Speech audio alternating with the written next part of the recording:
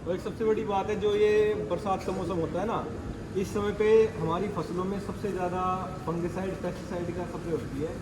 तो इंडिया में तो चल जाता है ये, क्योंकि अब बाहर एक्सपोर्ट में जाता है तो वहाँ पे कई टेस्ट होते हैं, ठीक है। तो उसमें वो पास नहीं हो पाता, क्योंकि इस टाइम की फसल में किसान को कितना भी रोकथाम कर ले, उस टाइम तक सबसे ज़्यादा फंगिसाइड लगता है, पेस्टिसाइड भी छिड़काव करना पड़ता है, क्योंकि मछली फड़का धान में से लिगड़ के सीधा फसलों में जाता है, तो वो ख़राब करता है फसलों को। तो अभी तो इसलिए एक्सपोर्ट का माल नहीं है, ठीक है। इसलिए हम कैनिंग प्रोसेसिंग यूनिट चला रहे हैं अभी। जो कैनिंग प्रोसेसिंग यूनिट है, ये मोस्टली तो हमारी जो डोमेस्टिक नीड को पूरी नहीं कर पाती, पर जो हमसे बच जाती है वो हमारा एक्सपोर्ट भी होता है। जो वेस्टर्न कंट्री होती है ना, आप में बर्फ़ पड़ती है जहाँ पे, वहाँ पे देखोगे सबसे ज़्यादा कैन फूड चलता है। ये नॉर्मल फूड नहीं होता वहाँ पे, क्योंकि वहाँ पे एक तो खेती नहीं हो पाती, खेती होती है तो वो कुछ छोटे अमाउंट में ही हो पाती है वो, कि वहाँ के खाने को पूरा नहीं कर सकती। तो ये कैन फूड चलता है वहाँ पे, ठीक है। हम कैन फूड प्रोसेस करते हैं यहाँ पे। बेबी कॉर्न जैसे हमारे सबसे पहला प्रायोरिटी रहती है हमारी बेबी कॉर्न। हमारा जो अभी देश विदेश में बना रहता है, क्योंकि सबसे ज़्यादा बेबी कॉर्न यहाँ पे होती है। और जो गौर सिंह चौहान है यहाँ पे, इनको पद्म श्री मिल चुका है बेबी कॉर्न की, फादर ऑफ बेबी कॉर्न के नाम से हमारा रहता है। आप ऊपर गौर Singh Chauhan father of baby corn नाम से राष्ट्रपति से पद्म श्री अवार्ड मिल चुका है। तो इसलिए हमारा सबसे पहली प्रायोरिटी हमारी बेबी कॉर्न की रहती है। उसके बाद हमारी रहती है मशरूम की।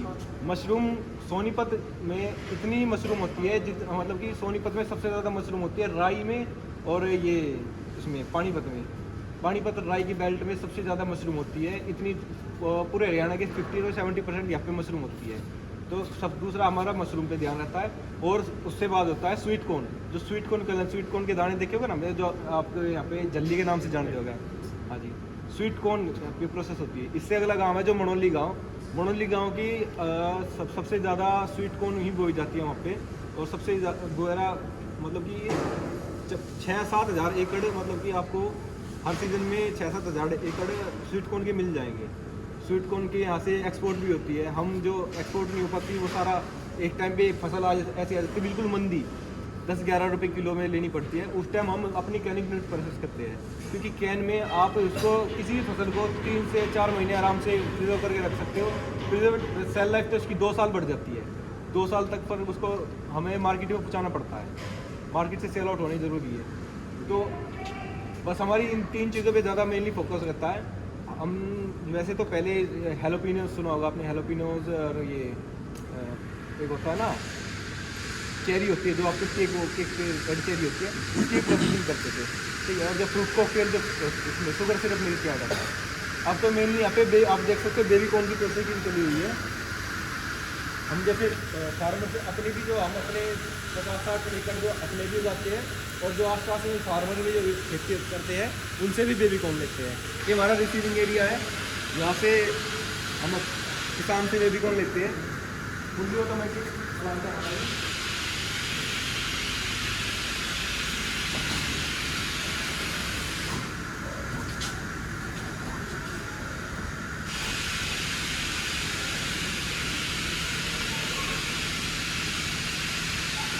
जैसे किसान किसान आता है तो अपने बड़ी ट्रॉली में लाता है, जोता गुकी में लाता है, जैसे भी लाता है।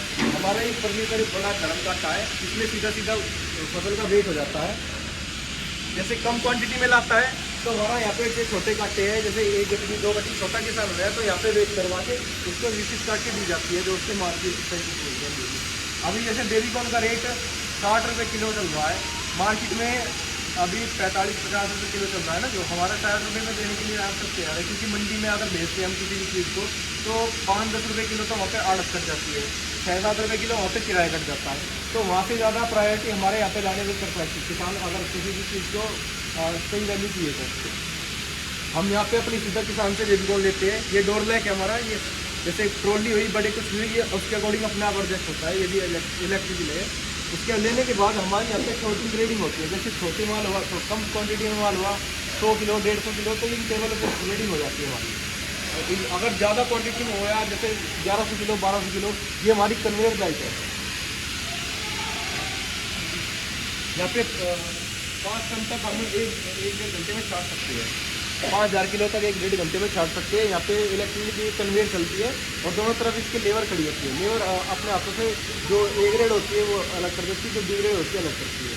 ये मैनुअल होता है? हाँ जी, ये मैनुअल किया जाता है क्योंकि इसकी ग्रेडिंग करनी हर चीज़ में ज़रूरी होती है। ग्रेडिंग के बाद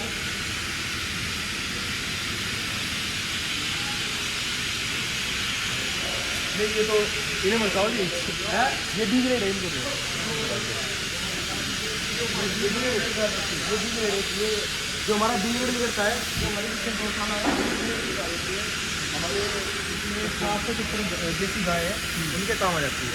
जो ए ग्रेड आपको वहाँ बॉइल होता हुआ दिख जाएगा, ये बी ग्रेड की पिछाड़ है। इतनी मोटी बेबी कॉर्न बी ग्रेड में आ जाती है। ये हार्ड रहती है। हाँ जी, खाने लायक नहीं, खाना मत। हाँ, जो ये है ये है ए ग्रेड। जैसे कोई बाई चांस वैसे प्रोटीन नहीं हो पाती, ऐसे रह जाती है, ये ए ग्रेड में आती है। ये टाइप ये तो वैसे छोटी रहेगी, इससे ज़्यादा मतलब कि ये हमारी है ना मिडिल फिंगर, इसके जैसी रहती है। इतनी इसको बढ़िया क्वालिटी की वेजिटेबल माना जाता है इसको। नहीं, ये तो छोटे वाली उधर है,